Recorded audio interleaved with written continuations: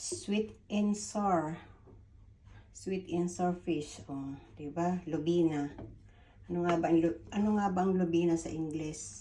Yung dito sa Spanish, lubina ang tawag. Kalimutan ko na. Ano nga ba ito? Ini-steam ito nung nasa Singapore ako nagtatrabaho. Ayan. What is lubina in English? I don't remember. Basta masarap ito pag na-steam mo ito. Sarap. Yan. Luto na yung ating fish. Sweet and sour. My own version. Ha? Ilagyan ko siya ng gulay. Ng carrots. Meron din siyang capsicum nasa ilalim. And of course, lalagyan din natin ito ng spring onion. Lagyan natin ng spring onion. Ayan. Ayan, masarap.